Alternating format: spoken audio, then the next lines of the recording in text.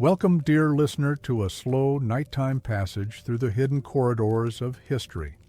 A history not written in golden scrolls, nor echoed in grand halls of power. This is a story built from small shadows and silenced pain, from downcast eyes, trembling hands, and hushed breaths. As you settle into a restful sleep or seek a moment of inner stillness, I invite your mind to wander with me through forgotten paths, stone alleys wrapped in mist, cold convents where time stood still, dark kitchens warmed only by faint embers. And before we step fully into this journey through time, I offer a quiet invitation. Where are you listening from? What time is it there? Is it night for you too? Feel free to share. This channel has become a soft haven for many sensitive souls across the world, a community that breathes more gently when the day comes to an end. And with a quiet click, you help keep this tapestry of human stories alive. Perhaps in this moment, your eyes are closed as you listen. Perhaps the weight of the world is pressing on your chest, and your mind, restless, refuses sleep. If so, know that this story was made for you, not to stir, but to hold, to offer a gentle pause, like the sound of light rain on an old rooftop or the flicker of a candle in the dark. Tonight, we won't speak of epic battles or mighty rulers. We'll speak of what was left between the lines of history, of lives deemed unworthy of record. We'll speak of women, of medieval women, and of how life, like an invisible machine, punished them simply for existing, punished for walking alone, for thinking, for bleeding, for wanting, for aging, for being childless, for bearing too many, for speaking, for staying silent, for laughing too loud, for crying, for being quietly themselves. This video is not about suffering itself. We are not here to romanticize pain. Our purpose is something else.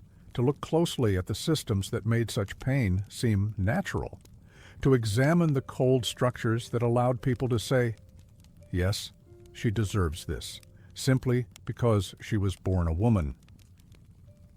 In societies obsessed with control and order, femininity was seen as chaos, imbalance, risk. Women had to be contained, tamed, corrected, their voices regulated, their bodies covered, their autonomy watched. Over centuries, a collective apparatus was formed, built from religious norms, folk beliefs, family rules, and medical theories, to ensure that control was enforced without question. We'll speak of those who dared to deviate, the widow who lived alone and was called a witch, the young girl who read in secret and was punished for it, the woman who menstruated and was seen as unclean. We'll remember those who died in childbirth without aid, blamed for Eve's mistake.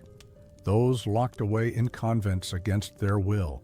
Those silenced with iron masks for speaking too much.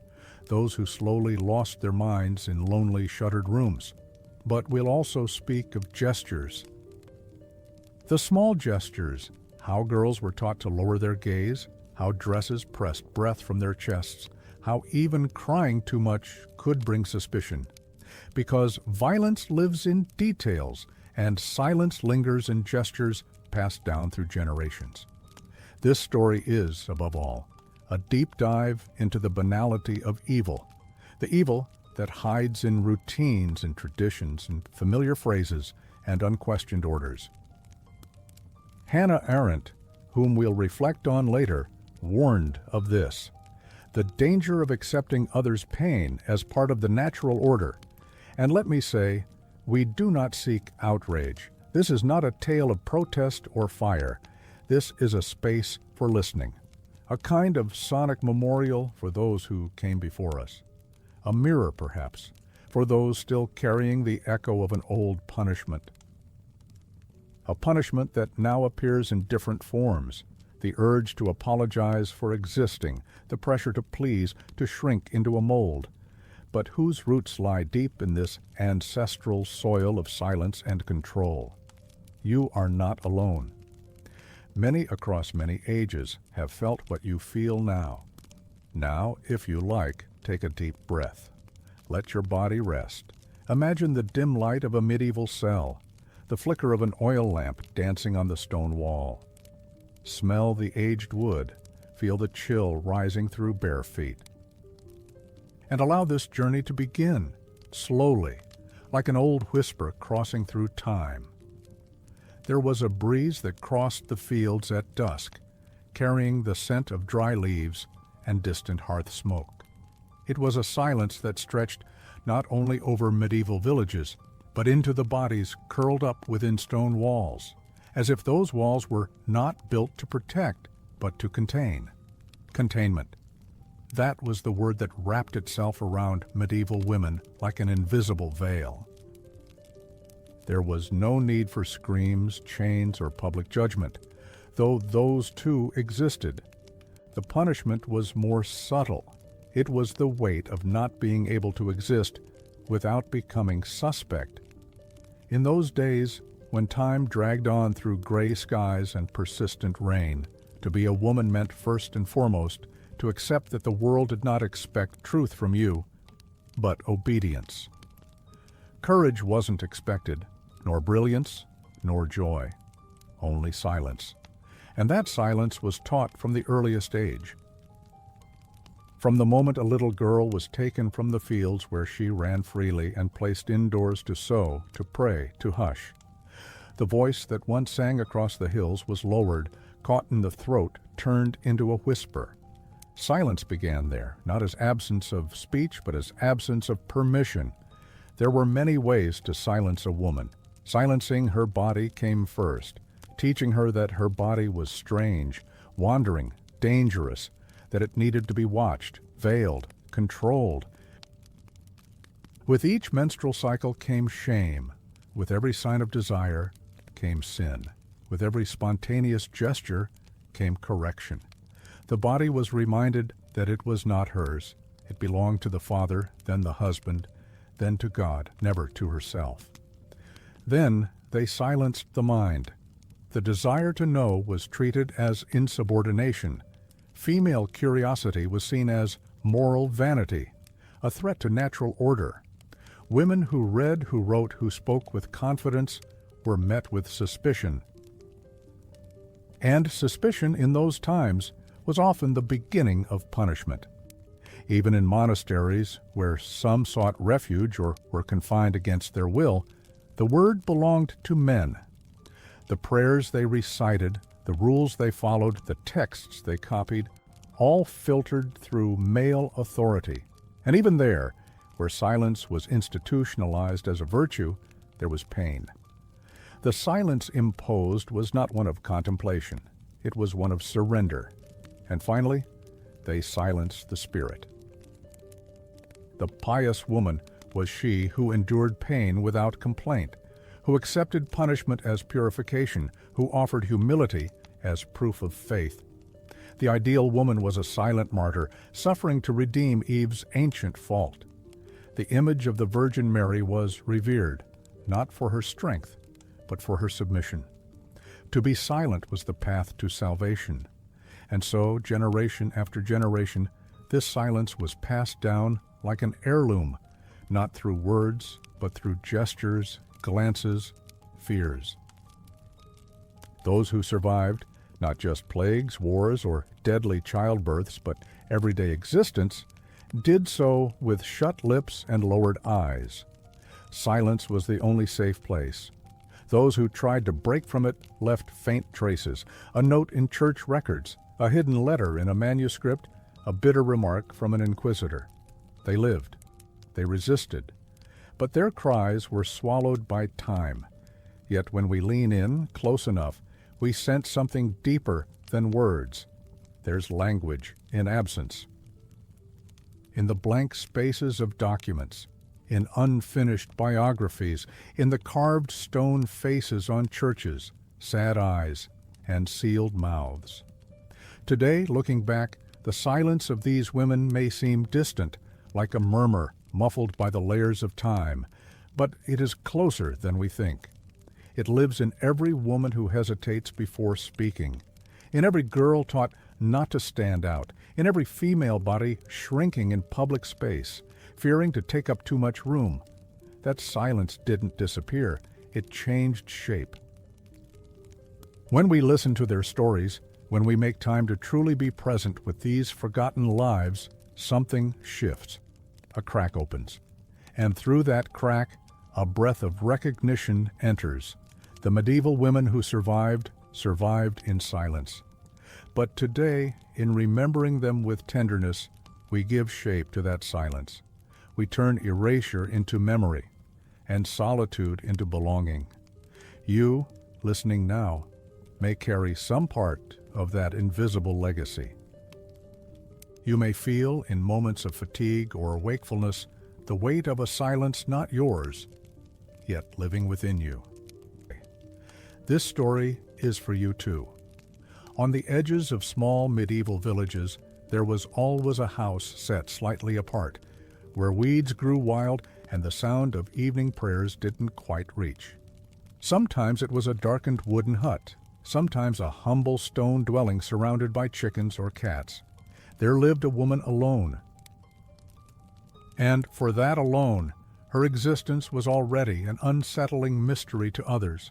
The woman alone, whether widowed, unmarried, or abandoned, wasn't just different. She was dangerous, not for what she did, but for the life she represented. In a world where a woman's worth was defined by her connection to a man, as daughter, wife, or mother, being alone meant not belonging, and not belonging was threatening. There was no place in the medieval order for female autonomy. Any woman outside the traditional family structure aroused suspicion. After all, who did she answer to? Whose authority did she respect? What unseen forces might guide her choices? It was more than misogyny. It was a diffuse communal fear layered through generations, a fear of what could not be controlled. And the woman alone, by definition, escaped control. In the absence of concrete wrongdoing, whispers began. They said she gathered herbs by moonlight, that she knew strange infusions, that animals came to her and seemed to understand her. They said she knew the phases of the moon, the body's rhythms, the signs of illness, and that such knowledge, not coming from the church, must surely come from the devil. To live alone was almost a heresy. The solitary woman became a living suspicion, and the neighborhood watched her with moist eyes and fingers ready to point. History is full of these quiet accusations. Many didn't survive in formal records, but echo in oral stories, in letters, in chronicles that mention that woman who lived outside the village, the widow with strange eyes, the spinster who wouldn't take advice. To the men controlling legal and religious structures, such women represented a social deviation. It wasn't about individual behavior. It was symbolic disruption. The figure of the witch, so often linked to solitary women, arose from this mix of fear, control, and misogyny. Witchcraft was a flexible accusation, a woman who talked to herself, a woman who skipped mass, a woman who grew her own food, a woman who didn't show remorse. All could become guilty under the collective hysteria of the time. And there was the danger of knowing how to read, how to write, how to observe, how to heal. Female knowledge, when not mediated by male oversight, became dangerous, especially among those who lived alone. Without a father or husband to guide them, they seemed too free. And freedom in that world was always suspicious. We see it in Inquisition records, in fire and brimstone sermons, in conduct manuals. The woman who spoke firmly was reprimanded. The one who read aloud, punished. The one who refused to confess a sin she didn't commit, tortured until she said something, anything, to justify the fear that preceded her words. Punishment in this case wasn't reaction. It was prevention. They weren't punishing what she did, but what she might do. And the simple fact of living alone suggested she was capable of something unpredictable. Many of these women vanished without trace. Some were burned, others exiled. most quietly erased by time. Yet the shadow of the solitary woman remains in our imagination. She reappears century after century under new names. Today she is the woman who lives alone and disturbs others, the one who chooses not to marry, the one who doesn't explain herself, the one who reads too much, the one who does not apologize. Suspicion remains, though now dressed in softer language. Perhaps that's why even today many women fear their own silence, fear withdrawing, fear being enough for themselves, fear of being seen as different. In that time, female solitude wasn't seen as a choice, it was rebellion. And rebels in the stories written by men have always been dangerous. Now, in the space where time softens and waking slips toward rest, let us remember these women not for the fear they provoked, but for the quiet courage they embodied. They didn't seek revolution, they only wished to exist on their own terms, and that, in a world of cold punishments, was already an act of resistance. In the Middle Ages, the female body was not seen as an autonomous organism. It was a mystical and feared territory, an unstable domain that needed to be monitored and corrected. Without reliable medical knowledge and under the strong influence of theology and symbolism, the womb became both a mystery and a threat. It wasn't just an organ, it was a symbol of all that was uncontrollable, volatile, and potentially dangerous in a woman. It was as if something within that unseen, enclosed space could challenge the very order of the world. The medical theories of the time did not arise from careful observation, but from a blend of ancient texts and folk beliefs. Much of this thinking came from Greco-Roman traditions, especially Galen and Hippocrates, whose works were reinterpreted by medieval physicians through a lens of morality and religion. In those texts, the womb was described as a wandering creature, a living entity inside a woman's body that could travel freely, rise to the chest, block the breath, and cause hysteria. This theory of the wandering womb lasted for centuries, justifying a host of practices aimed not at healing, but at containment. It was said that if a woman didn't engage in regular sexual activity, her womb would rebel. If she didn't bear children, she would fall ill. The female body was treated like a machine that had to function according to an imposed logic. Too much virginity was a problem. Sexual pleasure was dangerous. Menstruation was impure. Everything was interpreted through the lens of biological duty, always under male scrutiny. When a woman showed symptoms considered strange, sadness, melancholy, breathlessness, unexplained pain, treatments often involved forced chastity or symbolic purification. She would be sent to confession, instructed to fast, to pray, to suppress her desires, and in more extreme cases, subjected to bloodletting, uterine washes, or boiling herb baths. Not to heal, but to force her body into moral alignment. There was no understanding of individual physical or emotional experience.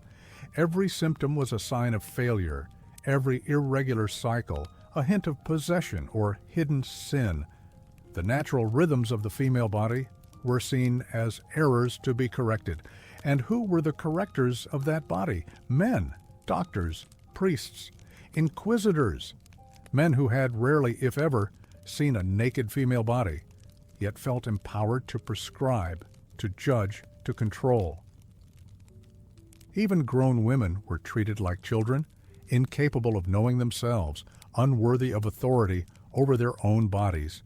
In small villages, this control passed through the whispers of elder women, themselves raised under fear. Don't stand in the wind while bleeding. Don't look directly at the moon. Cover your body at all times. These phrases, passed from mother to daughter, carried the symbolic weight of inherited guilt. A woman was made to restrain, her body to serve, her biology to justify surveillance. Medieval medicine was not a search for health. It was a practice of normalization.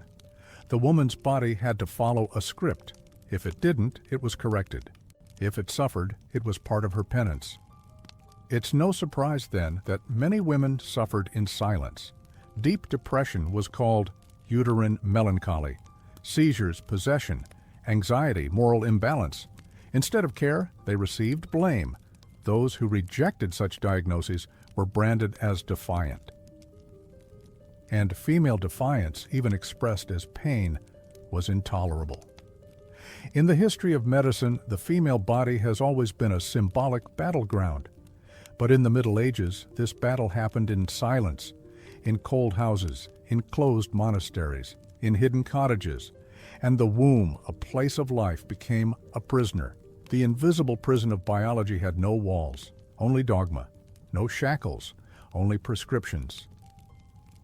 And thousands of women lived imprisoned inside their own bodies, taught to mistrust themselves, to hate their rhythms, to fear their impulses. Today, much of this discourse has changed its form, but the idea that the female body is unruly, that it must be regulated, medicated, silenced, still echoes in modern language.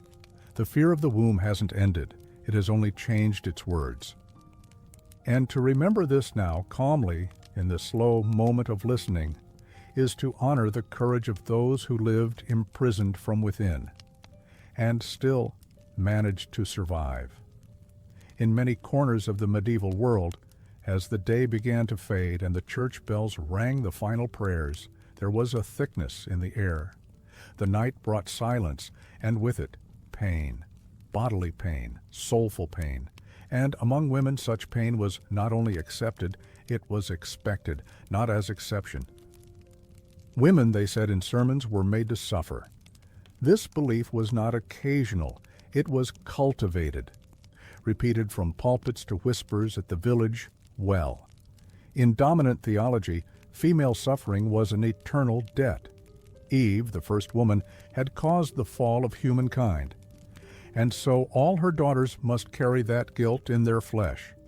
It was a spiritual burden that justified physical pain, social punishment, and enforced silence. To suffer was to be virtuous. In monasteries, images of flagellated saints, martyred virgins, and holy women in agony were not only for devotion, they were molds. Examples to be followed by ordinary women who, without noble blood or religious vows, were still encouraged to see pain as their path to redemption. Female holiness was linked to silent endurance, unconditional submission, the erasure of self. The more one bore, the closer she came to moral perfection. It was an education in pain, and that education began early. Girls were taught not to complain, not to answer back, not to express discomfort. If they fell, they should not cry. If they felt fear, they should pray. If wronged, they were to forgive and give thanks for the trial. This normalization of pain extended beyond religion. It saturated social norms, customary law, and public rituals. Adulterous women, for example, were forced into humiliating public penance with torn clothing, bare feet, placards around their necks. They were displayed as warnings. Men, in contrast, were rarely subjected to such treatment. Female pain was public, moralizing, and ceremonial. It wasn't only about punishment. Pain was present in childbirth, menstruation, untreated illness. And for that, there was little comfort. A woman who cried out during childbirth was often told it was the price for Eve's fault. She suffered because she must, because she was a woman. This belief was reinforced by the writings of clerics and scholars. Scholastic philosophers, doctors, and theologians wrote that women's bodies were weaker, more corruptible, more inclined to sin. Pain, then, wasn't a failure of the system. It was the system. A healthy, strong, joyful woman could arouse suspicion. Where was her humility, her purification, her redemption? Even desire was touched by this logic. Female desire was seen as moral decay, and thus it had to be silenced with fasting, penance, quietude. The desiring body was the sinful body, and had to learn through suffering not to want. Within families, the pattern continued in whispers. Mothers, raised under the same rules, passed them on with wounded love. Don't complain. Hold back your tears. God sees all. It was their way of protecting daughters from a world that punished emotional autonomy. And so, generation after generation, pain became part of female identity. Not because the female body was made to suffer, but because society needed it too. It needed her to believe she deserved it, to accept without protest, to silence herself from within. The most insidious part wasn't the visible violence, but the belief that pain was noble, that bearing it quietly was a spiritual achievement, that dying in childbirth without a sound was honorable, that enduring abuse was proof of purity.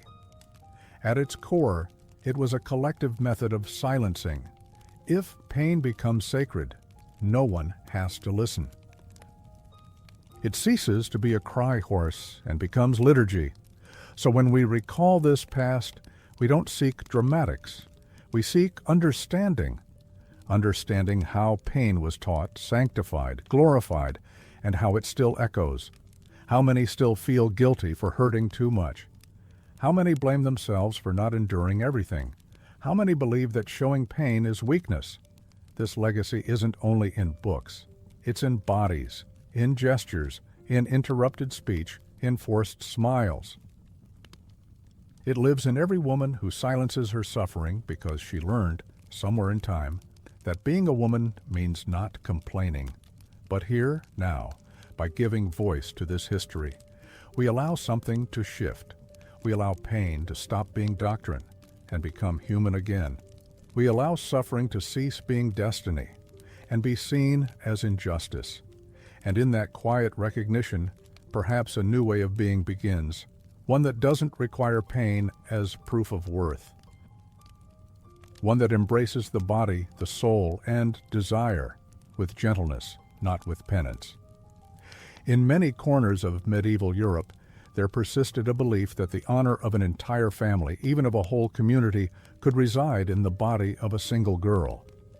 As if a young, untouched body bore an invisible seal, a silent pact between spiritual purity and social order. Female virginity, then, was not a personal choice or an intimate reality. It was a communal asset. And like all valuables, it was watched, locked, sealed.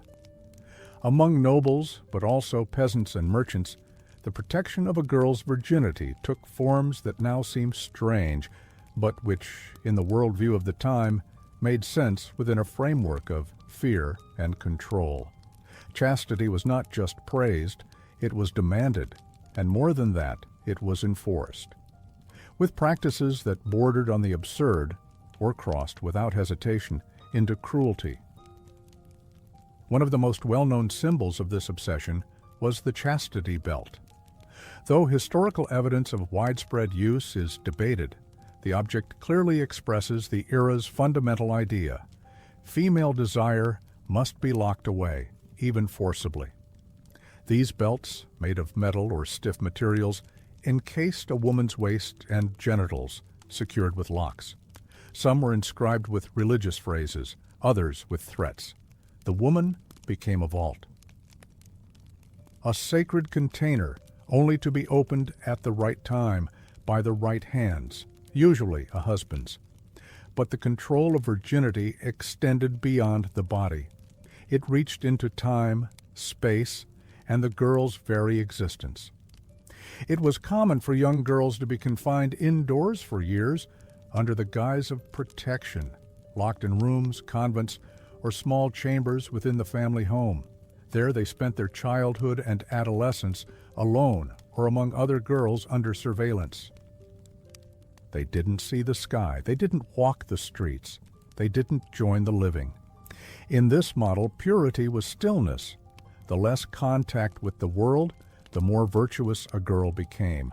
The fewer words, fewer gestures, fewer choices, the more secure the family's honor. And often, this confinement lasted for a decade or more, until the girl was given in marriage. A contract, an exchange, a ceremony that sealed, in veil and silence, the rest. The logic was always the same: protect to preserve. But beneath that protection was often fear. Fear of desire, fear of scandal, fear of autonomy, fear that a woman might at some point belong to herself. Among the upper classes, this vigilance came with elaborate rituals, hired companions, discreet guards, servants who reported conversations. The girl was constantly watched. Even her thoughts were subject to suspicion. Among the lower classes, surveillance was collective. The whole village policed. If a girl was seen alone with a boy, whispers would rise, and whispers often became punishment. Shame fell like stone on all involved, but especially on her. Virginity lost, even with consent, was treated like a tragedy. The stain on family honor was compared in some texts to the death of a loved one. Some fathers preferred to imprison their daughters than risk that symbolic death, and the prison disguised itself as care. This obsession wasn't about the girl's spiritual life or well-being. It was about control, a pact of power where the female body was currency.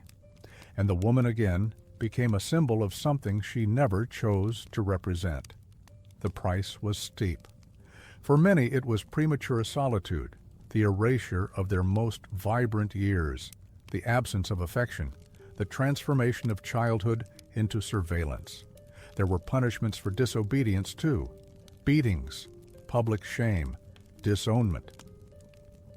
Or, in extreme cases, permanent confinement in a convent.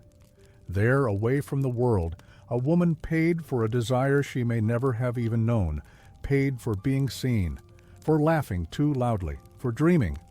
And the idea that the female body must be guarded, hidden, tamed, it has vanished. It reappears in modern discourse, dressed in new words, in how we judge a girl's clothing, how we watch young women, how we value reputation being. The symbolic prison remains. But here, in this moment of soft remembrance, we recognize that many were not locked away for safety, but to keep the world unchanged. And by naming this, even in a whisper, we open the windows of their cells. We offer light to those who knew only darkness. Not all punishments come with screams or visible wounds. Often they settle into the smallest details: the way one sits, the tone of voice, the glance that doesn't hold. In the Middle Ages, repression of women was not limited to torture or public shaming. It lived in the instructions that, from childhood onward, shaped the female body as a field of discipline. It was a slow, persistent education, like molding clay with steady hands, repeating movements until they no longer felt imposed, but natural.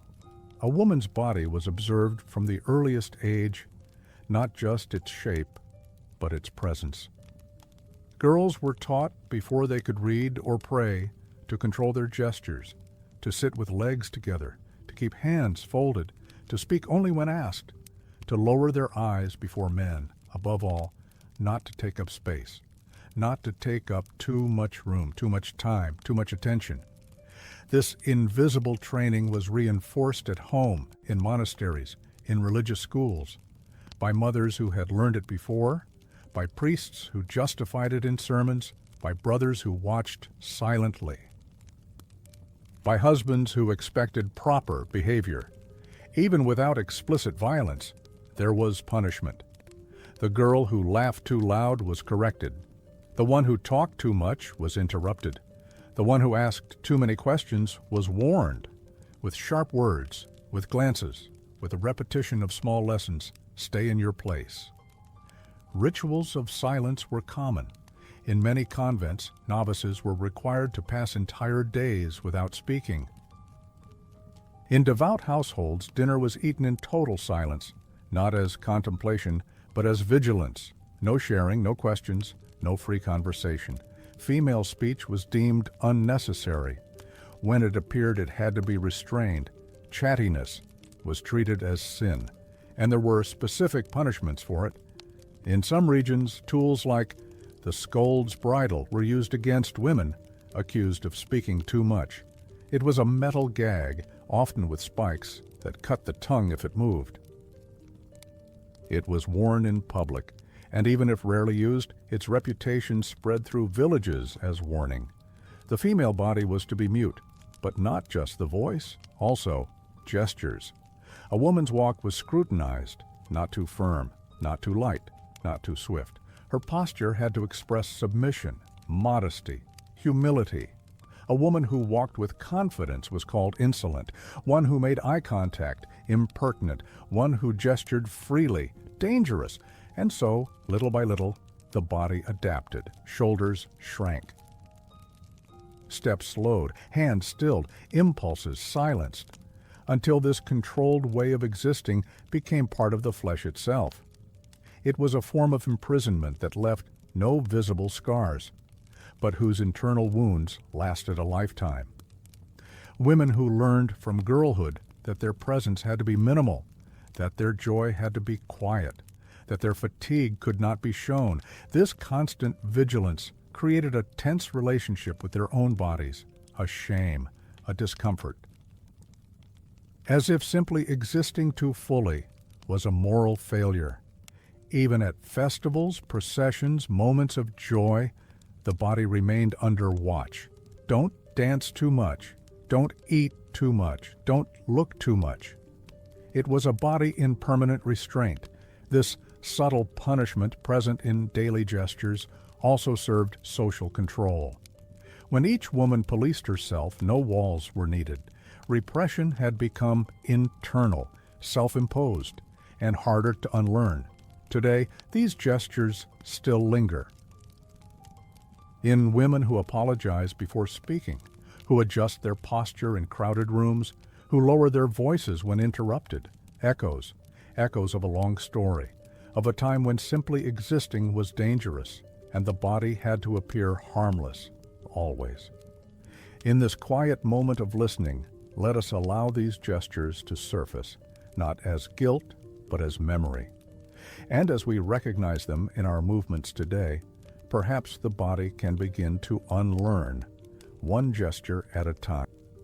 In fog-shrouded villages, among damp woods and darkened wooden homes, the cycles of the female body were wrapped in silence and fear.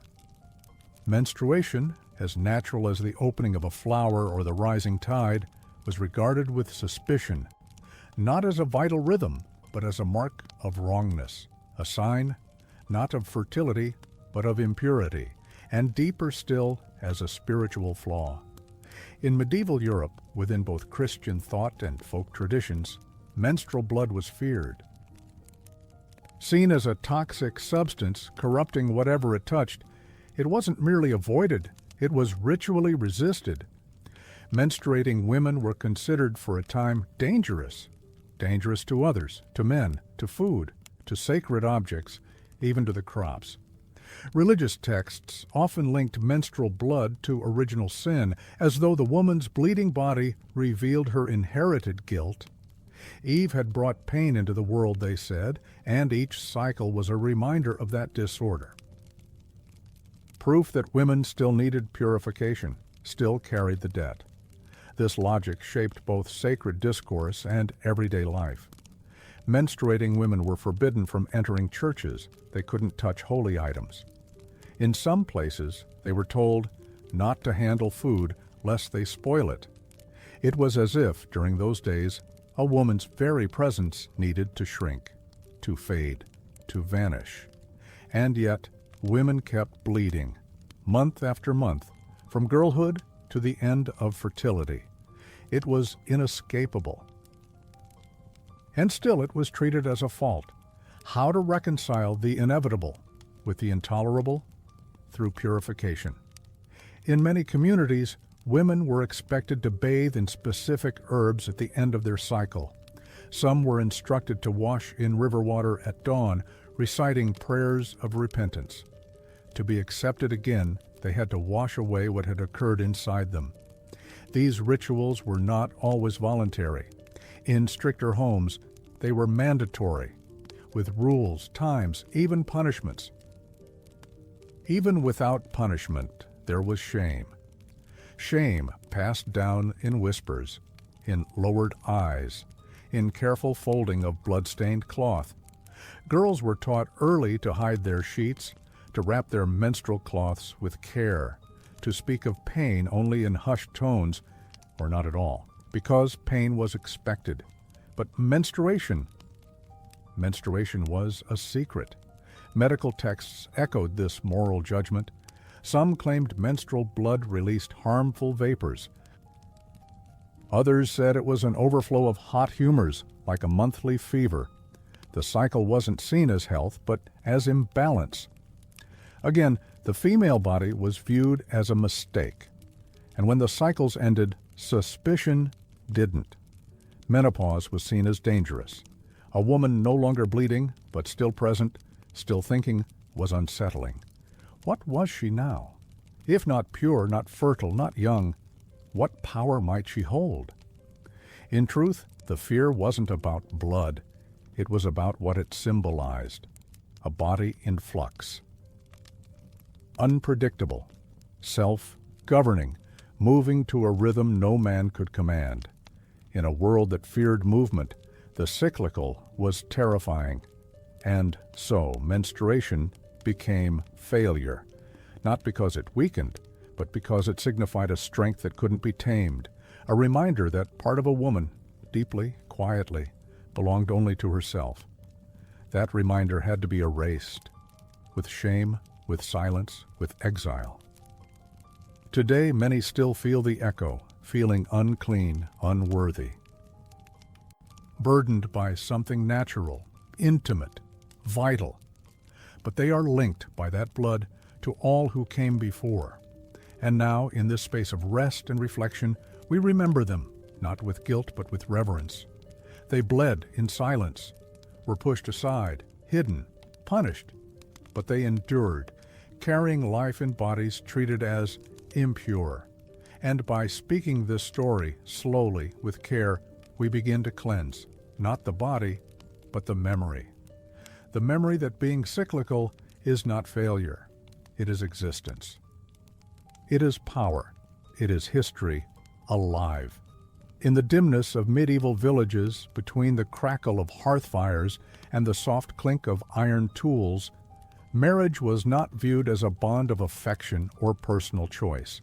It was, above all, a contract, an agreement between families, between lineages, between economic, religious, and social interests. And in that contract, the woman was not an equal party. She was the currency. Her body, her fertility, her silence, all were handed over, often before she even understood what it meant to be a wife. And once married, there was no return. The union was for life, not from romance, but from structure, from law, from the absence of options. In rural areas, among peasants and craftspeople, marriages were typically arranged among neighboring families. Compatibility was irrelevant. Alliances, inheritance, and labor needs took priority.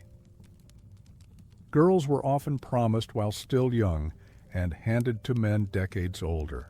Men who had other wives before, men with children, men who saw the girl not as a partner, but as an extension of their authority. Among nobility, the dynamic was the same.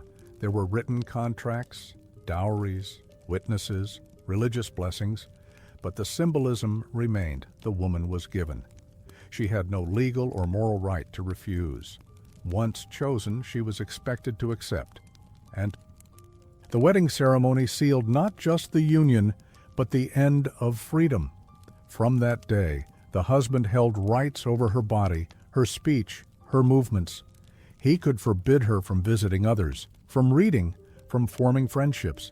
He could command, touch, correct, and often punish. Canon law allowed for disciplinary authority by the husband. The state, where it existed, did not intervene. Communities viewed marriage matters as private. Even when women were beaten, neglected, or violated, they were encouraged to endure, to protect the family's honor, to suffer in silence. Even in extreme cases, continuous abuse, abandonment, dissolution of the marriage was rarely considered. Divorce, where recognized, was nearly impossible for women to obtain. Informal separations brought deep stigma. A repudiated woman was seen as defiled, one who left her husband dishonored, and one who remained alone after marriage, without children or protection, was quickly marginalized. Marriage thus became a life sentence, no matter what came after, no matter the suffering. The pact could not be undone. The promise outweighed the pain. A social pact of silence formed around this, among neighbors, among mothers and daughters, among sisters. It was known behind closed doors that many wives wept in the dark, that many were hurt, that many wished to flee. But there was nowhere to go, no one to trust. Fleeing was rare and dangerous. It could lead to capture, to beatings, to exile. Women who left their husbands were treated as criminals, as traitors, not to the man but to the social order. And the clergy often reinforced this cycle. They preached patience, said the wife's suffering was a path to sainthood, compared her submission to Christ's crucifixion.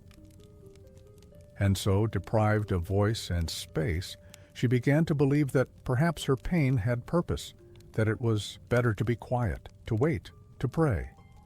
For some, solace came in motherhood, in shared glances with other women, in silent gestures of care. But the weight of the sentence remained. It lived in tired hands, in stiff backs, in dry eyes, in fading hope. This kind of forced union, though now called by different names, still finds echoes today in marriages where choice is absent, where fear silences, where dependence imprisons, where forever becomes a windowless cell. And so, as we listen to these women of the past, we do so not from nostalgia, but from recognition, from understanding, from symbolic justice. They had no choice, no voice, no exit. But now, in naming them, the forgotten, the hidden, we open, however late, a crack, a space through which a breath of dignity might pass. And in this nighttime listening, eyes heavy, hearts quiet, we honor those who lived imprisoned beneath the word love. And we remember, no vow should last forever if it is made at the cost. In medieval Europe, where life was intimately woven with Christian doctrine, a woman was seen first and foremost as a body constantly at risk of falling. It wasn't enough to be pious, obedient, or devout. In her, said the theology of the time, there lived a trace of something dark, a mark of original transgression. She was Eve, multiplied in every daughter, the one who sinned, the one who tempted, the one who led man to his ruin. And so every woman was burdened from birth with the weight of being sinful by nature. This belief didn't live only in religious texts. It echoed in sermons, in confessions, in household advice, in whispered warnings. It was a shared understanding, rarely questioned, that made women constantly suspect of their flesh, their thoughts, their feelings. Girls were taught early to distrust themselves, to watch their own intentions, to suppress desire. They were told that even a sinful thought could condemn, that purity was not just of body, but of mind, and that the devil most often entered through pleasure. Fiery sermons described the female body as Satan's tool, a trap, a portal. Soft skin, bright eyes, full hips, all seen as instruments of temptation, not only for herself but for the men around her. She was not only responsible for her salvation, she was also the guardian of others' morality. If a man sinned because he desired her, she was to blame. If someone fell into temptation, she was its source. This made female existence a constant test. She had to justify herself at every turn, in how she dressed, how she walked, how she spoke. how she looked. Any gesture outside the norm was seen as a provocation, as a spiritual slip, and for every slip a punishment, not just earthly punishments, but spiritual ones. Women who expressed desire were told to do penance, to fast, to embrace silence and suffering as purification. Prayer became a form of self-flagellation, not connection. Married women who took pleasure in sex were viewed with suspicion. Girls who showed curiosity about their bodies were labeled dangerous. Female desire, always, was treated as unnatural. While male desire was excused, confessed, forgiven, female desire had to be erased. The canonization of feminine suffering, the idea of sainthood tied to pain, was the peak of this logic.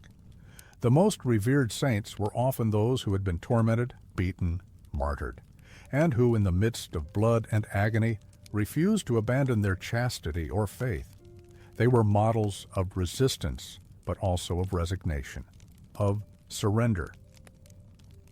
Saint Agatha, whose breasts were cut off, Saint Lucy, who gouged out her own eyes, Saint Mary of Egypt, who wandered the desert for decades in penance.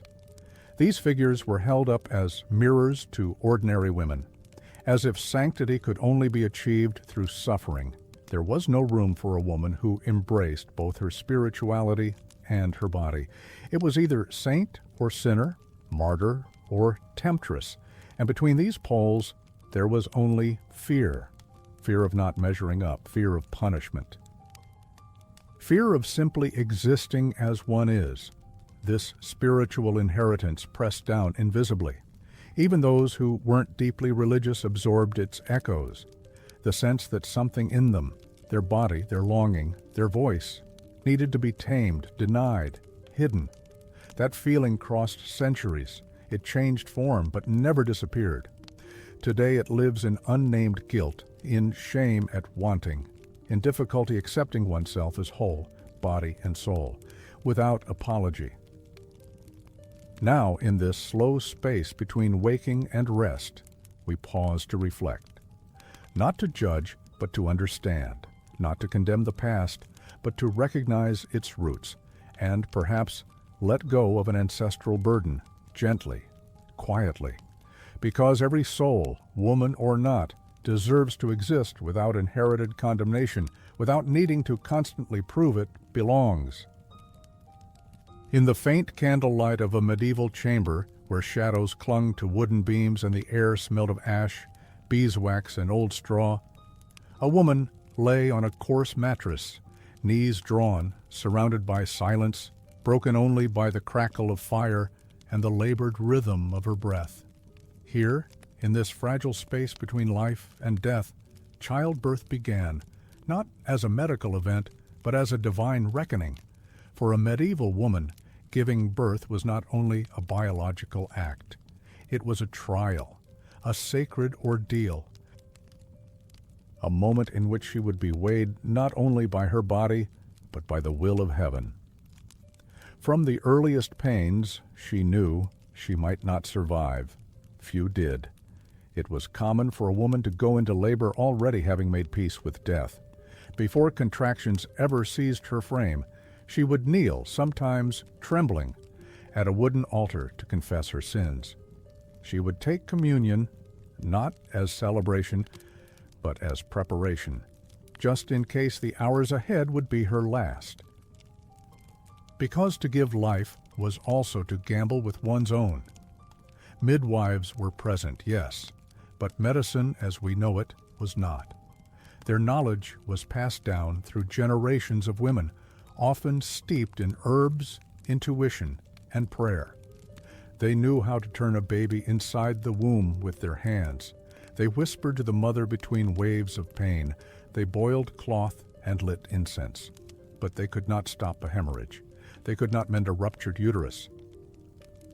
And they certainly could not explain, in scientific terms, why one mother lived and another bled out before dawn. The Church had an answer. It always did. According to the teachings of the time, the agony of childbirth was not just natural. It was divine punishment. It was Eve's curse made flesh. In Genesis it was written, "I will greatly multiply thy sorrow and thy conception.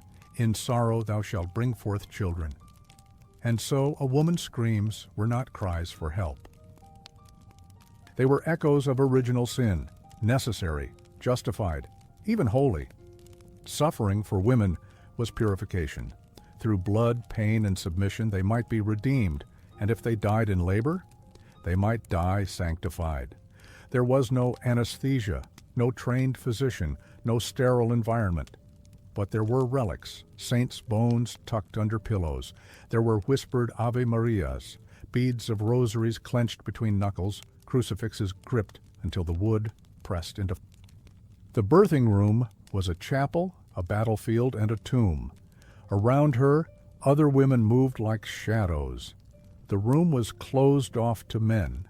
It became, for a few hours or days, a feminine sanctuary, a place where only women dared enter to witness life's rawest beginning and its most fragile ending.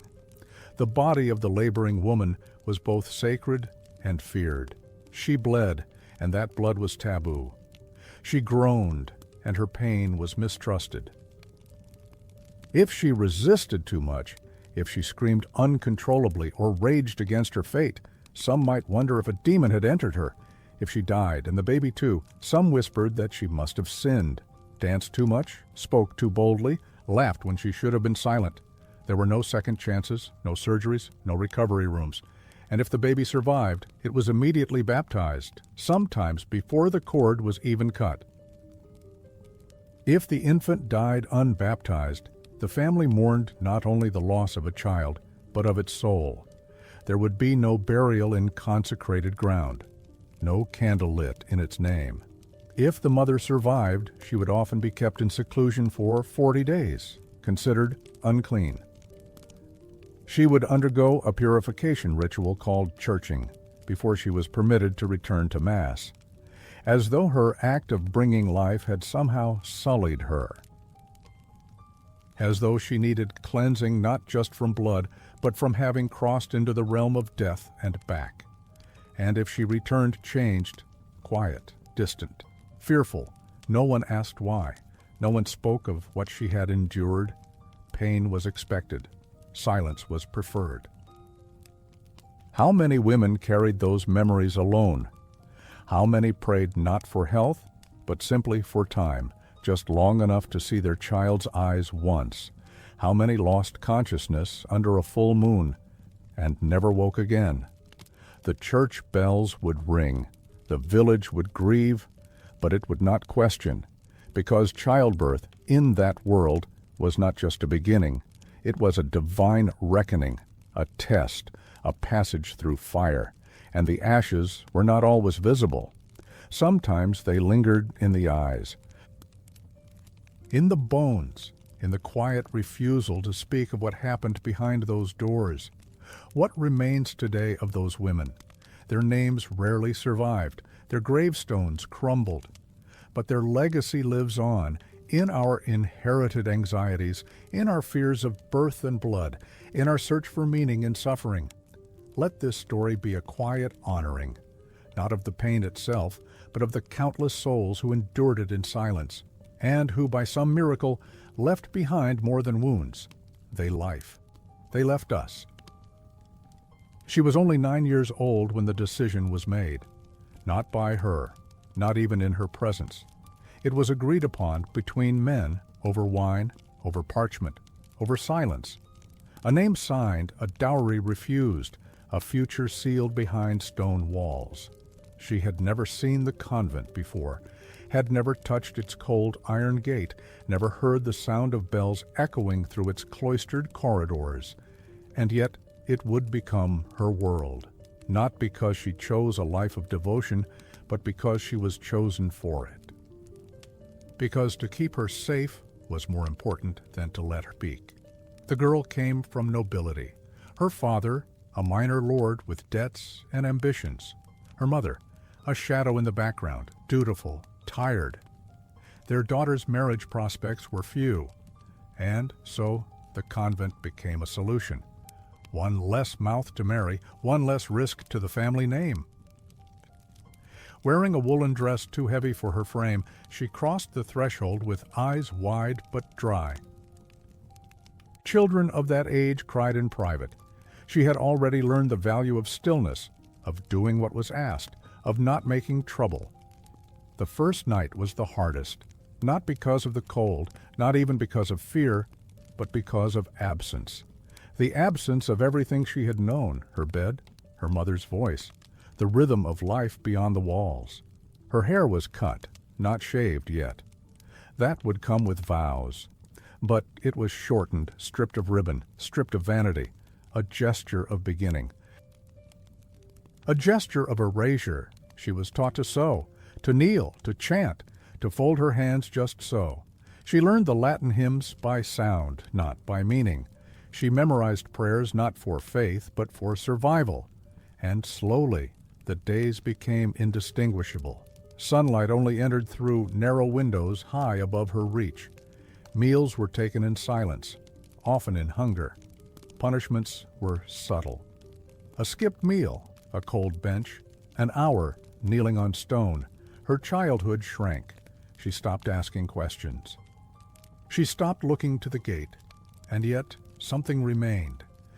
A stubborn breath inside her, a refusal, quiet but alive. Sometimes, late at night while the others slept, she would take out the scraps of parchment she was allowed and write. She wrote not poetry, not diary. She wrote letters to no one, to the world beyond the cloister, letters filled with half-remembered names and smells and songs, longing, with ache, with memory. Some of these letters survive. Not because they were sent, most never left the walls, but because they were hidden, inside wooden beams, behind altar cloths, tucked into hymnals, preserved not as correspondence, but as resistance. In them, we hear her voice, not the saint, not the bride of Christ. The child who wanted to run, the girl who didn't understand why silence was virtue, who longed to dance, to run her fingers through tall grass again, to be seen as a person, not a vow she never left. At 17, she took the veil. Her name was changed, her letters stopped, but she remains, her spirit somehow, in those fragments. A testimony not of devotion, but of dissonance, of what it meant to be a girl in a world where obedience was demanded in whispers, where even faith was dictated, and where the price of peace was the burial of one's voice. Let this chapter linger.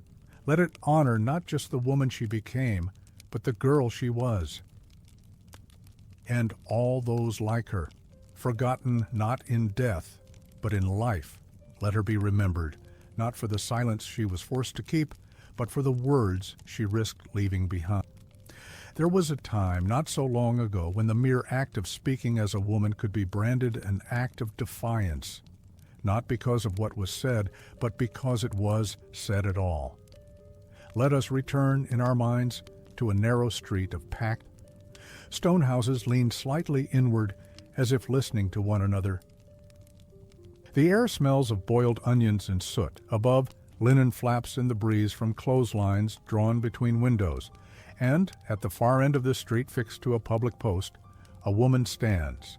She is still. Her arms are bound. And over her face, iron gleams in the afternoon sun. It's called a scold's bridle, a punishment device, an artifact of control, a cage for the mouth, shaped of iron and intent. The mask fits over the head like a helmet. Inside it, a protruding piece, sometimes blunted, sometimes cruelly serrated, presses against the tongue, digging into flesh if the wearer dares to move her mouth. Some were crafted with bells on top, designed not to alert to danger, but to shame. Each tremor of resistance ringing like a mockery of sound.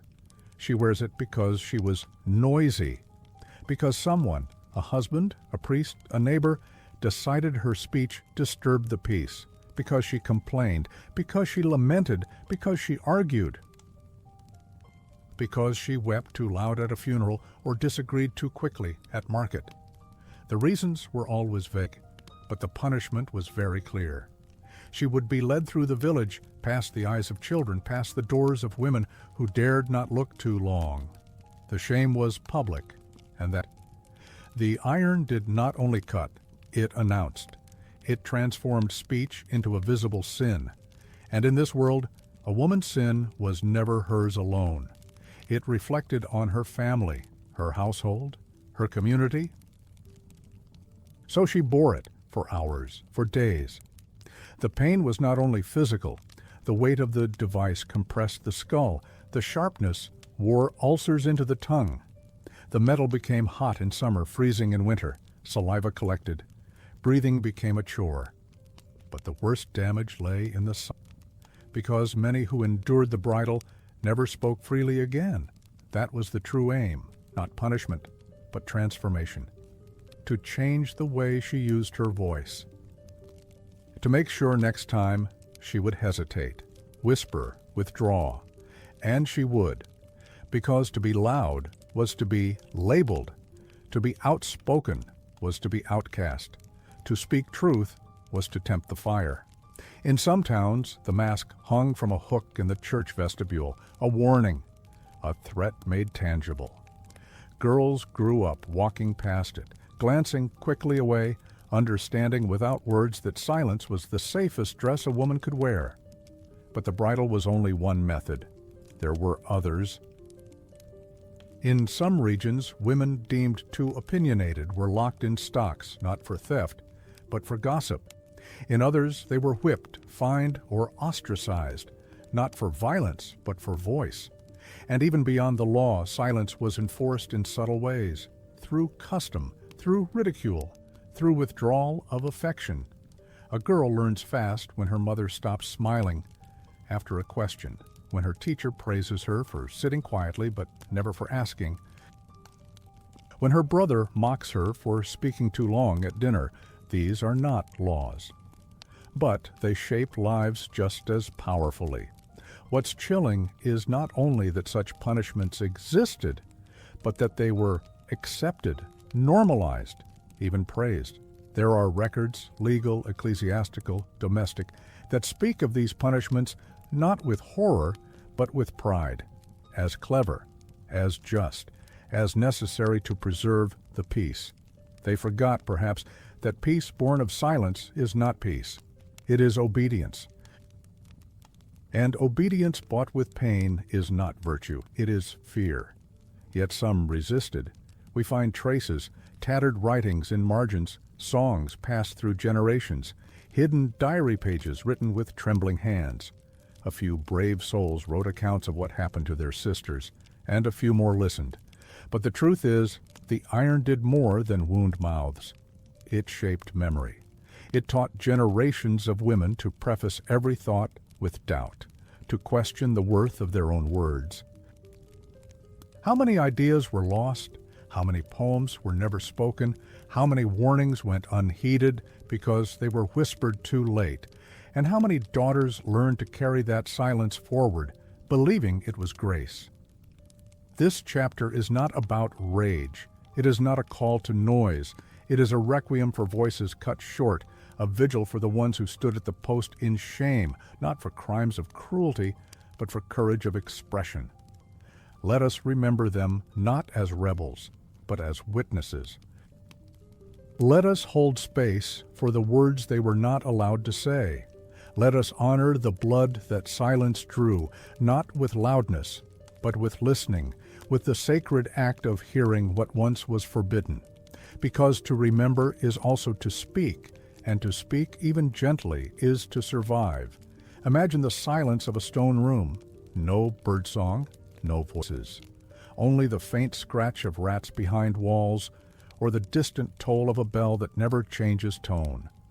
Now imagine that this silence lasts for weeks, months, years. Not as a chosen retreat, but as a life sentence. Such was the fate of many medieval women, not only nuns, but widows, daughters, sisters, those who had become inconvenient, unwanted, or simply too independent, locked in convents, confined to upper chambers of ancestral homes, sealed in anchor holds where they could not walk freely, only pray, their world reduced to stone, shadow, and habit. In some cases, a woman entered voluntarily, seeking divine connection, purification, or purpose. But more often, she was placed there, by fathers, by brothers, by husbands who could not control her elsewhere. The effects were slow, not immediate like chains or lashes, but deep, insidious. The mind, when denied variation and connection, begins to fold inward. Some women, especially those who entered this life young, began to hallucinate, visions of saints, or demons, or departed children. Others entered cycles of repetition, washing their hands dozens of times a day, praying the same phrase into the air until the words lost all meaning, fixating on tiny details, a cracked tile, the movement of ants, the color of rust. Some became mute, not from damage to the body, but from the erosion of purpose. They stopped speaking because no one would answer. The church often interpreted these symptoms as signs of sanctity. A woman who rocked back and forth in endless prayer was called blessed. One who starved herself was called holy. One who trembled during Mass was thought to be touched by God. But modern eyes see something else, not only devotion, but desperation. Starvation not of body, but of contact. To be isolated is to lose mirrors. You forget your name. You forget how your voice sounds. You forget how to react to laughter, to sunlight, to another's breath. Many of these women began to write, not to communicate, but to maintain a grip on sanity. Their journals, those that survive, are haunting. They speak of clocks made from shadow, of dreams that repeat, of memories fading like distant bells. Some describe moments of clarity. I watched the dust dance and thought it was God. I heard a voice that said nothing but stayed in the room. I forgot my mother's hands. These writings are often fragmented, poetic, unmoored from time, and some are heartbreakingly lucid. I am still here, wrote one woman in the margins of a psalter, but I no longer know what here means. Contemporary psychology understands this now: sensory deprivation, social deprivation, emotional starvation. They reshape the brain. They induce paranoia, auditory hallucinations, a deepening confusion between dream and reality. The body may remain strong, but the soul begins to thin. And yet, despite this torment, many women lived long lives in such conditions. They survived by shrinking, by making meaning out of nothing, by turning routine into liturgy. A single ray of light became a sermon. A scrap of cloth, a relic, a bird landing on the windowsill, a miracle. They adapted not out of strength, but out of necessity, because they were not allowed to do otherwise. And we must ask, what happens when survival becomes erasure, when the mind copes by disappearing? Some emerged, decades later, unrecognizable, trembling in sunlight, afraid of touch, startled by laughter. Others never emerged, buried in silence, names remembered only by the ledgers of monasteries. But their minds left traces, in scribbled notes, in altered psalms, in the odd dreamlike sketches pressed between pages. They remind us that suffering does not always scream. Sometimes it whispers. Sometimes it chants. Sometimes it simply waits. This chapter is not a condemnation of solitude, but a lament for solitude imposed, for the minds bent by isolation not as choice, but as control. Let us remember them, not just as saints or sinners, but as minds adrift in quietness too vast for one soul to bear. Let us honor what was lost and listen closely, because sometimes in the silence you can still hear them thinking.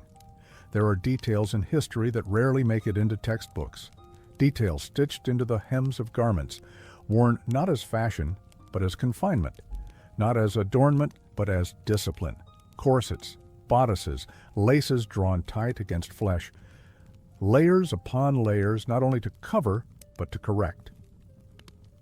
In the medieval and early modern worlds, a woman's silhouette was not her own. It was designed, regulated, enforced by fabric and expectation. From early childhood, girls were taught the rituals of dressing. First came the chemise, linen, coarse against skin. Then the stays or bodice, stiffened with reed, bone, or metal. Then the outer layers, gowns, aprons, collars. The weight could be immense, but more than the weight, it was the constriction that marked the body. The message was clear: take up less space, be firm, be proper, be still. Corsets were not merely tools of elegance, they were instruments of control. Laced tightly, they pressed the ribs inward, restricted lung capacity, made deep breaths impossible. Women fainted often, not because they were delicate, but because they were compressed. Posture was shaped by force, spines aligned to expectations, shoulders pulled back, waists whittled into impossible proportions. And the pain was not only immediate. Long-term effects included displaced organs, crushed stomachs, curved ribs, internal bruising. Yet women bore it because modesty required it, because marriage demanded it, because reputation depended on the body appearing as it should.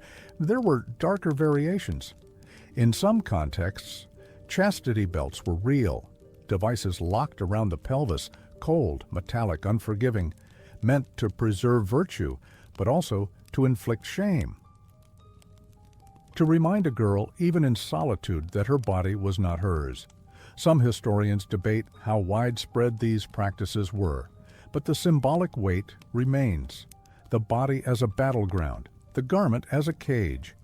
Even outside noble circles, restrictions persisted. Sumptuary laws dictated what materials a woman could wear, what colors, what lengths. A seam too fine, a shade too rich, and she could be punished. Because appearance was not merely aesthetic, it was a declaration of class, of submission, of order.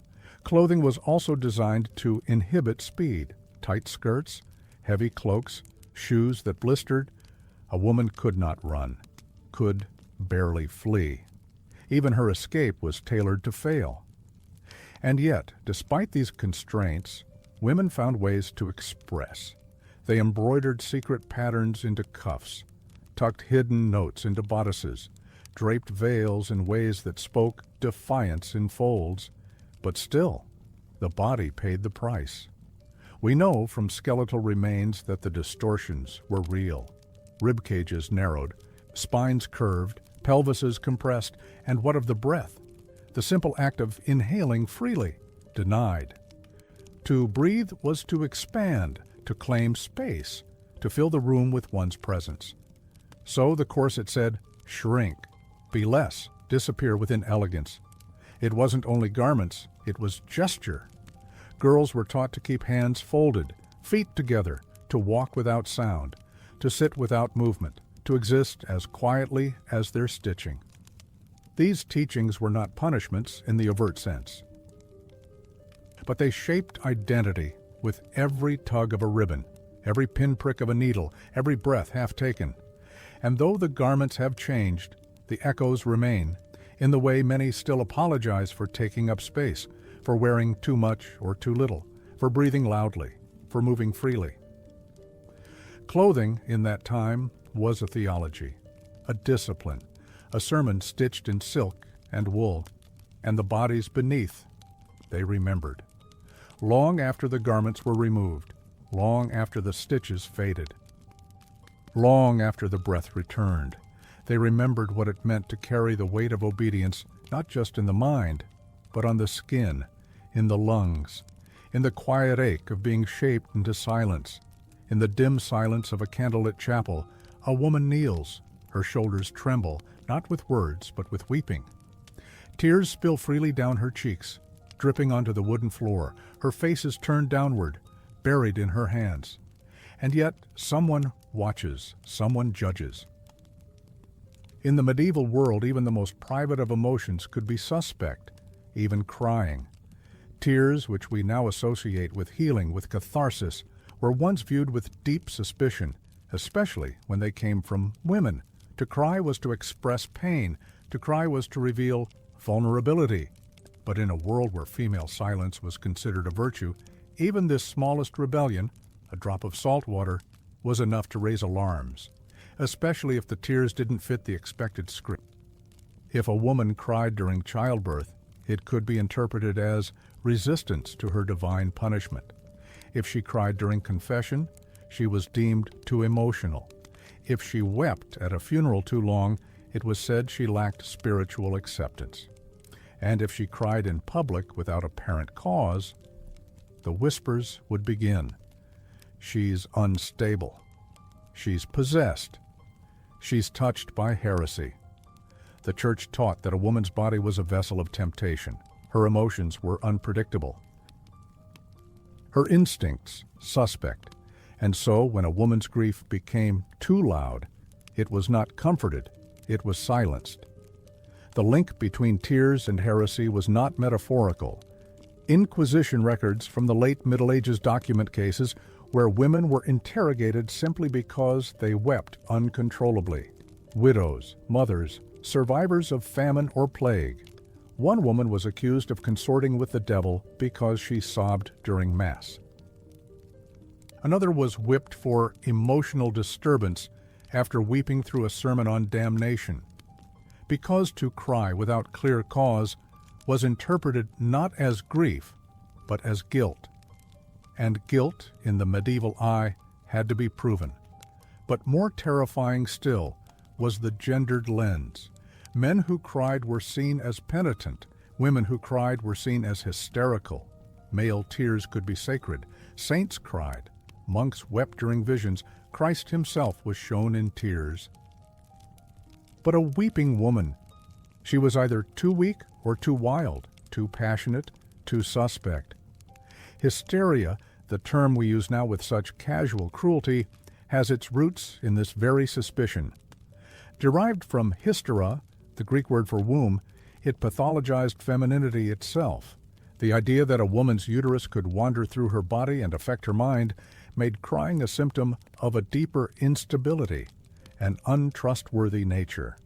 And so control followed. Some were given herbal sedatives to calm their nerves. Others were isolated, warned, watched, and if their crying continued, punished.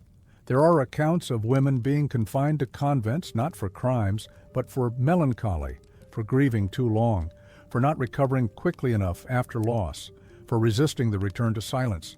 A woman's tears, it seemed, had a time limit. Beyond it, they became dangerous, a rupture in the social order, an invitation to question why she wept and what it said about the world around her. So they taught girls early, do not cry too loudly, do not cry in public, do not cry at all if you can help it. Instead, fold your pain inward, let it settle in your chest, bury it in prayer, disguise it in devotion. But pain, repressed, becomes something else. It becomes fatigue, it becomes numbness, it becomes a wound without blood.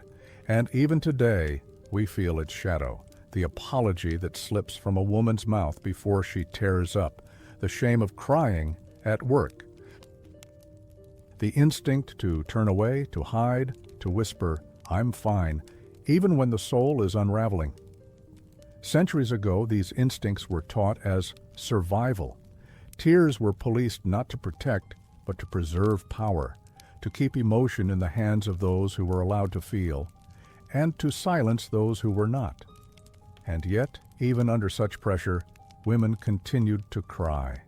Quietly, in hidden corners, in kitchens, in cellars, behind chapel columns, tears were poured into bedsheets, into cloth napkins, into prayer books, and in some rare cases those tears were honored.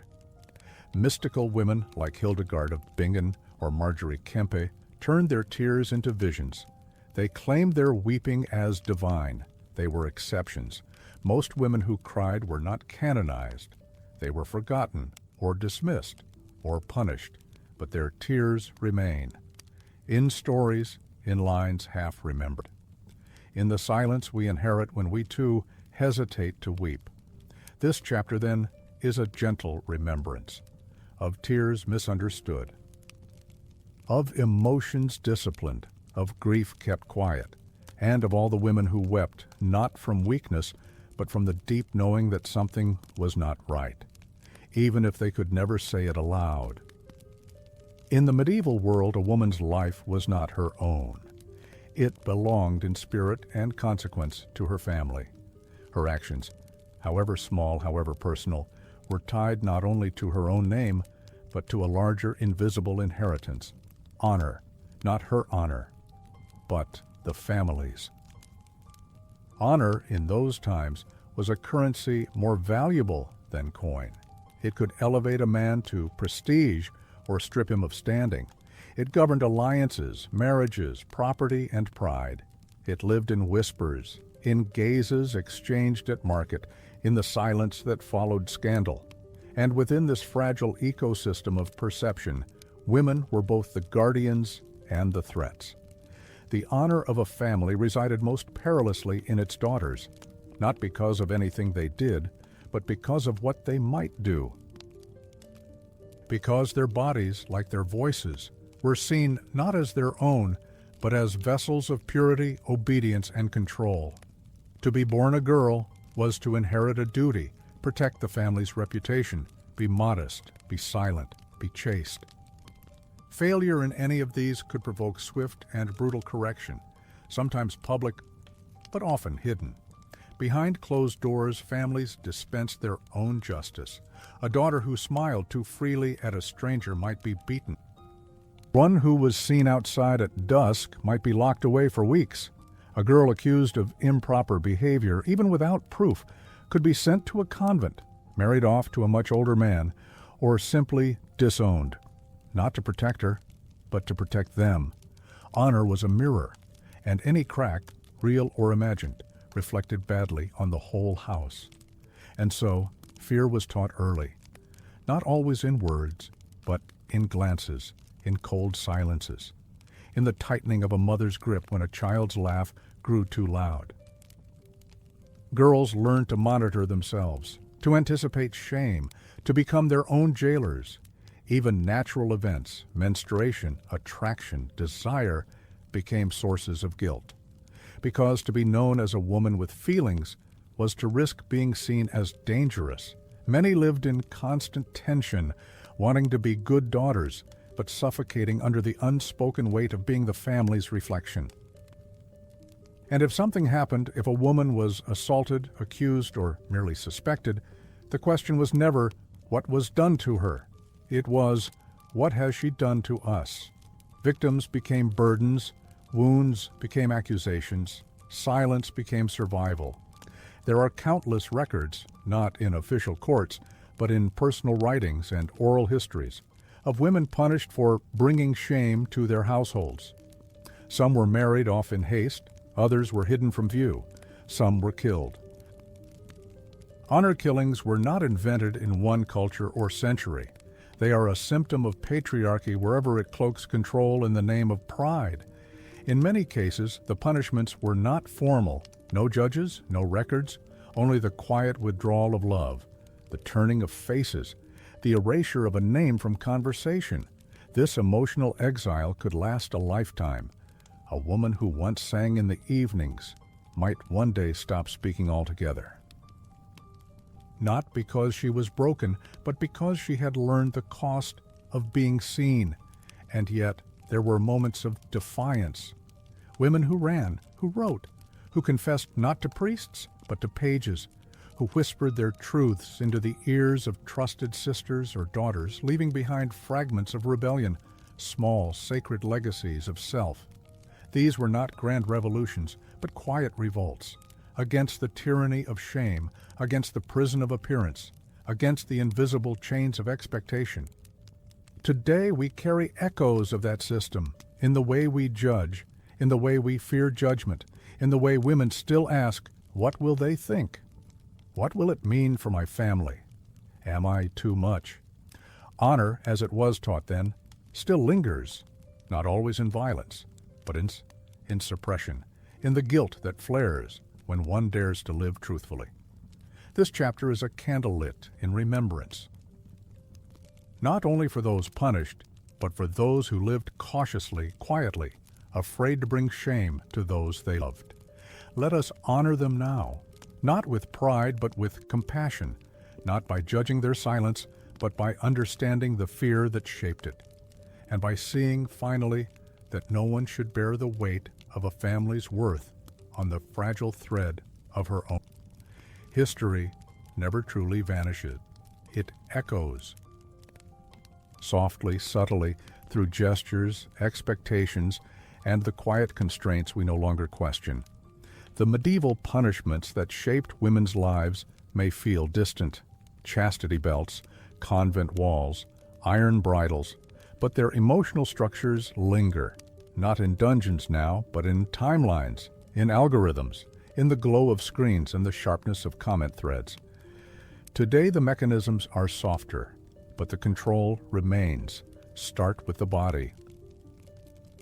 In the Middle Ages, a woman's worth was bound to her purity, her modesty, her silence. She was taught to shrink, to wear garments that restricted movement, to avoid drawing attention, to deny hunger, both physical and emotional. And today, there is still a script. A woman's image is still scrutinized, her weight, her skin, her aging, but the gaze no longer belongs solely to the church or the family. Now it is collective, anonymous, digital. Social media platform spaces of supposed freedom have become new town squares, and in them every woman is on display. Her photos liked or ignored, her words dissected, her silence interpreted. To show too much is to be asking for it. To show too little is to be cold. To speak assertively is to be aggressive. To remain quiet is to be weak. These are not laws, but they are rules, unwritten, enforced not with whips, but with ridicule, with ostracism, with the invisible chill of being unfollowed, uninvited, unseen. Much like the medieval codes of honor, the modern digital landscape demands performance, an endless display of curated acceptability, not just beauty, but the right kind of beauty, not just success, but the kind that looks effortless. And behind every post there is calculation. Will this make me appear desirable? Will this make me seem too ambitious? Will this disappoint someone? The fear of being too much or not enough has not vanished. It has simply changed clothes. Consider also the rituals of apology. How often do women today preface opinions with, "Sorry, but," "I might be wrong, but I don't want to sound rude." These are not coincidences. They are the echoes of centuries when speaking freely led to punishment or exile, or the iron bridle. Now the bridle is gone, but the hesitation remains, internalized, inherited. Modern relationships, too, carry traces of the past. The idea that a woman must endure, must forgive, must stay for the sake of appearance, of harmony, of not making a scene. We see this in stories of abuse where victims are asked not what happened, but why they didn't leave, as if endurance were still the measure of virtue. Just as in medieval times, when a woman was shamed for disrupting the family's honor, so now she is often blamed for disrupting the narrative, even when the fault is not hers. And then there is work, a world that often values women's labor but not their ship, that praises multitasking but punishes assertiveness, where emotional intelligence is expected but rarely rewarded. In medieval convents, women wrote books, managed estates, healed the sick, but were still considered inferior. Their contributions hidden, forgotten.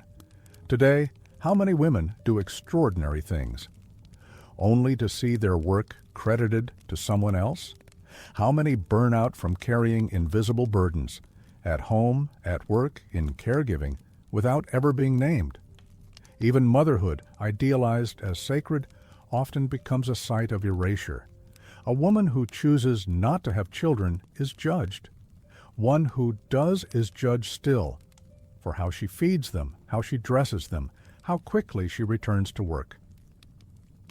The standards are contradictory, the scrutiny is endless, and at the root of it all, there remains the same question: who controls a woman's life? In the past it was priests, fathers, kings. Now it is subtler, more dispersed, but still powerful. Culture, media, norms, they shape behavior not through force, but through expectation, through shame, through isolation. But there is resistance, as there always was, in women who speak, who cry in public, who choose solitude or community or joy on their own terms, who refuse the silence that history prescribed for them. This chapter is not a lament.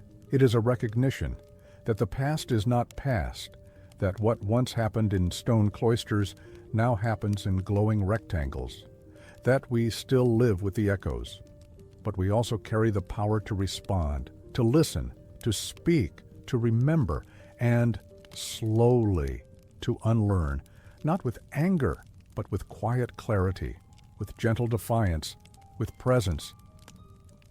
The phrase is quiet, almost gentle, unassuming in its cadence, the banality of evil. Coined by political theorist Hannah Arendt in the 20th century, it was never meant to shock. It was meant to disturb in another way, by revealing how horror can wear the mask of normalcy, how cruelty is often not loud or monstrous, but quiet, routine, bureaucratic. This idea finds its shadows deep in medieval life, particularly in the lives of women. Because the punishments women endured, the confinement, the silencing, the control over their bodies, were rarely seen as evil by their contemporaries. They were seen as proper, ordinary, necessary, and that is what makes them so terrifying. The bridle of iron placed on a gossiping mouth, the confinement of a daughter to her room, the refusal to educate a girl because her husband will guide her. These weren't acts of passion. They weren't carried out by wild mobs. They were decisions made in calm rooms by respected men and pious women in the name of order. No rage, no chaos, just a slow, steady silence gathering over centuries. Arendt wrote of the Holocaust, of men who filed papers, organized train schedules, penned policies. They did not see themselves as monsters. They were clerks. They were efficient. They did their duty. And in that duty, evil thrived. Not because they hated, but because they never questioned. This too happened to women of the past, the midwife who reported a young girl's sin to the priest, the father who sent his daughter to a convent not out of anger, but because it was the right thing, the neighbor who averted her eyes as a woman was marched through the street, bridle gleaming. No one screamed, no one fought, because no one saw themselves as cruel, and so pain became a process, suffering became a schedule, silencing became a ritual. That is the banality of evil. Not its violence, but its normalization, its integration into the fabric of daily life, its repetition until the extraordinary becomes ordinary and the grotesque becomes routine. It would be easier, comforting even, to imagine these events as aberrations, moments of madness, acts by villains. But history rarely allows such neatness. The truth is, most women were punished not by villains, but by neighbors, by parents, by those who believed they were maintaining peace, upholding virtue, following rules. The rules were the problem. The rules were soaked in fear, in patriarchy, in the relentless need for control dressed up as morality. And what of the women who enforced them? Because some of the fiercest gatekeepers of female obedience were themselves female. Mothers who taught their daughters to bow, aunts who warned them against laughter, nuns who beat silence into novices with the very conviction that had been beaten into them. This, too, is part of the banality, when victims become enforcers, when survival requires participation, when love is confused with discipline. And yet, even within this darkness, there were flickers of resistance. A midwife who looked the other way, a mother who whispered truth into her daughter's ear, a scribe who altered a passage to soften its judgment. These small acts, not because they overturned the system, but because they refused to disappear into it. They remind us that questioning is power, that the smallest disobedience can be a spark, that even in times of cruel order, there were those who dared to feel, to pause, to wonder, to ask, is this truly right? The banality of evil thrives on silence, on obedience, on the absence of doubt. But history also holds space for those who doubted. And that space is sacred. Today, the world has changed, but not entirely. There are still systems that punish without visible cruelty, still expectations that discipline with quiet violence, still norms that demand conformity at the cost of humanity. And so this chapter is not only a look backward, it is a reflection, a candle held up to both past and present, to remind us that evil is not always a scream. Sometimes it is a whisper. Sometimes it is paperwork. Sometimes it is a tradition passed down with a smile. And yet, it can be questioned. It can be seen. And once seen, it can begin to unravel. Power is not always held by kings, nor does it always wear crowns. Sometimes it lives in the hands of neighbors, in the gaze of a priest, in the silence of a father who looks away. In the medieval village, power was not a distant concept. It was immediate. It lived next door. It was spoken in the accent of the butcher. It wore the cloak of the confessor. It passed judgment from behind familiar faces. And for women, this proximity was terrifying, because it meant there was no safe distance from those who enforced the rules. Local power did not arrive with banners. It arrived with gossip, with a knock on the door, with a glance that lingered too long at church or too little at market. A woman's reputation was not determined by evidence, but by perception. And perception, in a tightly woven community, was a dangerous form of law. If she spoke too freely, she was watched. If she walked alone, she was questioned. If she cried out, she was judged. The law of the land mattered less than the law of the street, of the hearth, of the pew. Because medieval justice was deeply communal, it was not only handed down from courts, it was whispered into being by those around her. This is what makes the punishment of women so insidious. It wasn't only decreed, it was participated in. A baker might refuse her bread. A neighbor might stop returning her greeting. Children might be told not to look her in the eye, and slowly her presence would vanish, even as she still walked among them. This form of punishment was not legal, it was social, and it could be more devastating than any trial. Because it was constant, because it had no end date, because it was enforced not by a single authority, but by everyone. Clergy played a critical role. Priests held the power of absolution, of narrative, of moral framing. A single sermon, subtly worded, could cast a shadow over a woman's life. She has forgotten her place. He that tolerates sin within his home shall be judged. Let us pray for those who bring shame to their name. No names needed, everyone knew. And in the world of the parish, where every confession was an act of surveillance, no sin remained private for long. But perhaps more haunting was the role of family heads, the fathers, uncles, older brothers, whose authority extended like a quiet storm. They decided if a woman could read, if she could travel, if she could marry, and if she disobeyed, they decided how she would be punished. This power was rarely questioned because it mirrored divine order. The man as head of household, as ordained protector, as rightful judge. Yet too often that protection became possession, and local customs supported it. Feudal lords maintained systems that rewarded obedience. A quiet village was a manageable one, and so any woman who stirred unrest, even with mere words, was seen as a threat to stability. To punish her was not only to discipline, but to restore order, the order of land, the order of lineage, the order of control. This localized power meant that even as empires shifted, as kings were crowned and dethroned, a woman's life could remain utterly unchanged.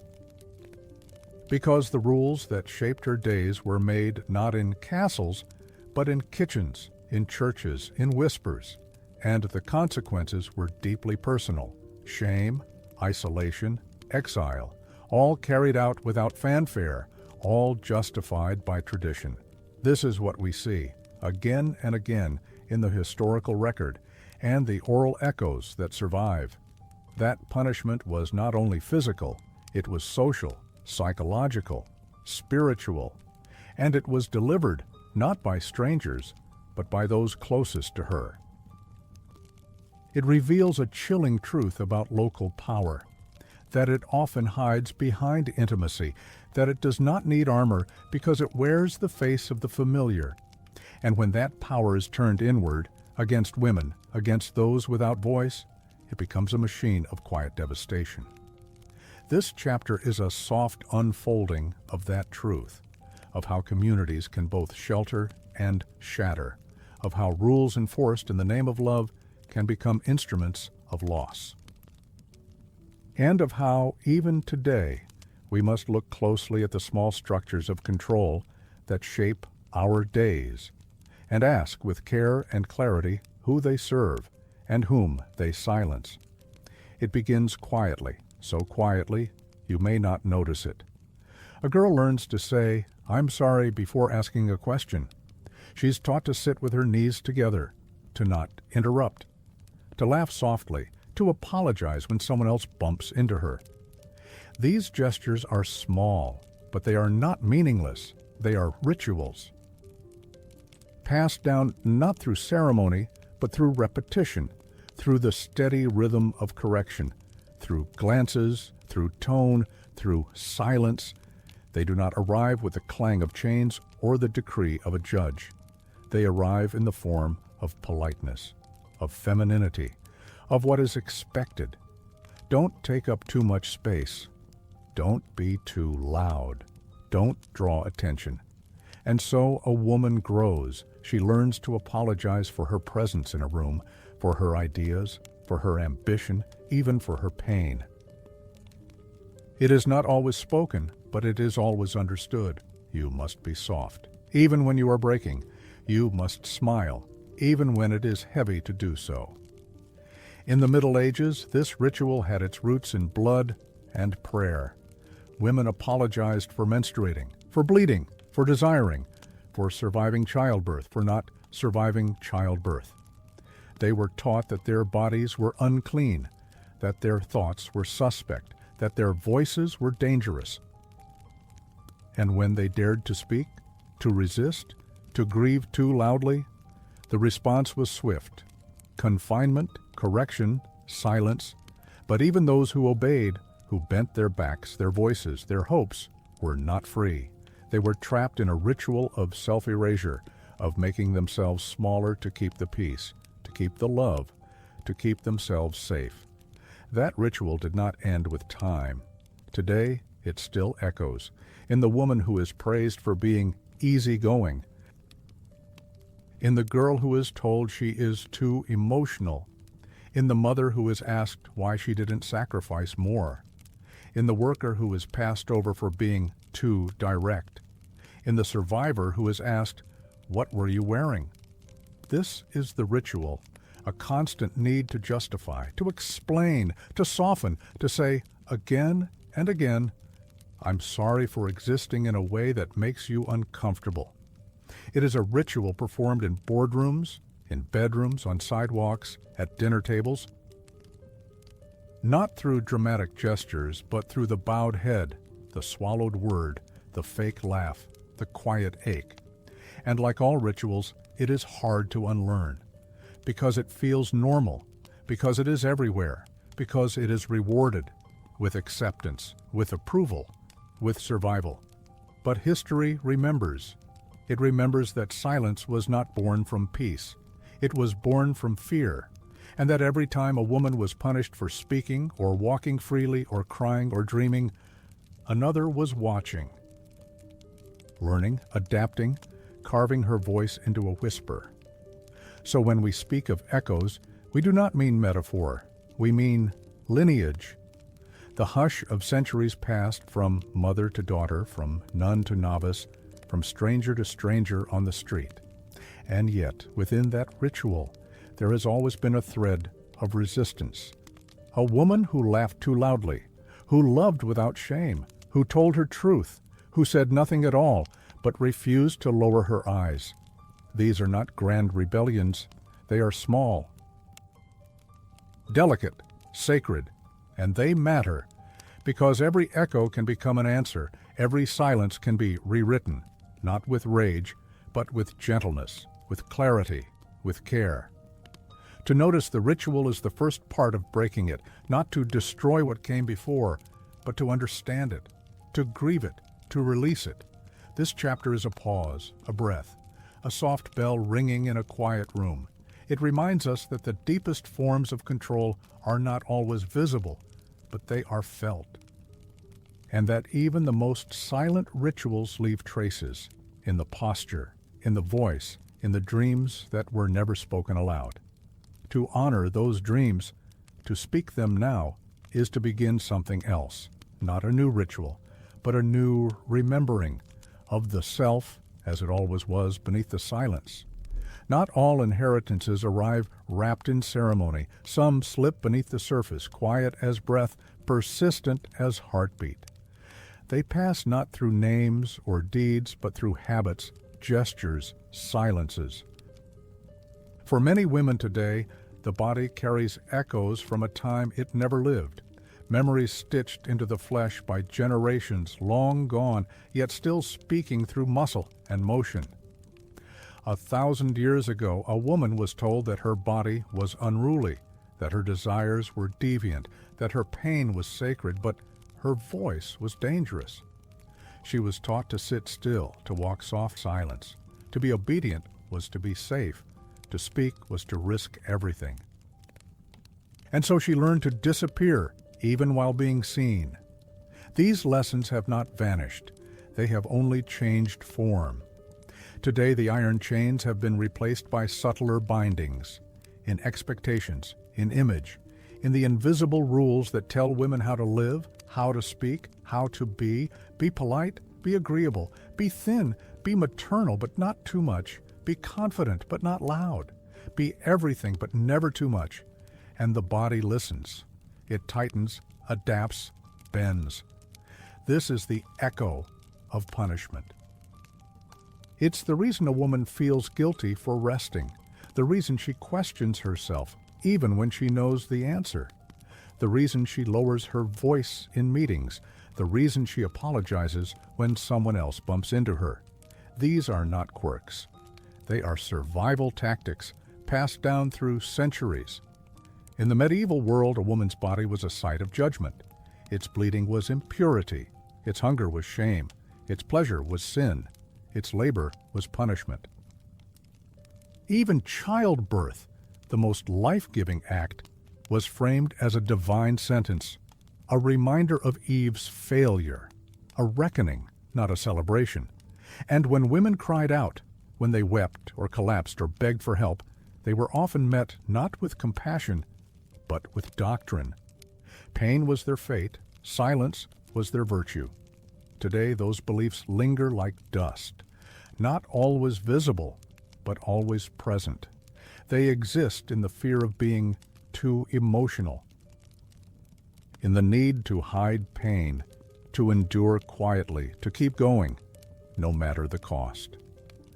They exist in the pressure to be pleasing, to smile when exhausted, to nod when hurt, to stay when everything inside says leave.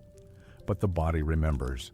It remembers what it means to be punished for existing, and in that remembering, a slow rebellion grows.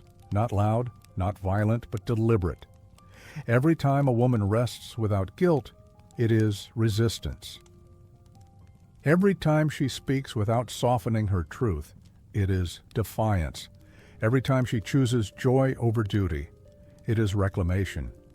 This is not the kind of revolution that makes headlines. It is the kind that heals lineages, quietly, steadily, because there have always been women who refuse to forget themselves. Even in the Middle Ages, within stone walls and wooden pews, in convents and kitchens and shadowed corners, they wrote, they dreamed, they questioned, they hoped. They left traces. And those traces have become pathways. To be alive in this moment, to breathe freely, to move without apology, is to walk those paths. And in doing so, to answer the echo, not with silence, but with a new kind of voice, a voice rooted in memory, but reaching for something gentler. And now, as this long journey draws to a close, may your heart be calm. May your breath deepen.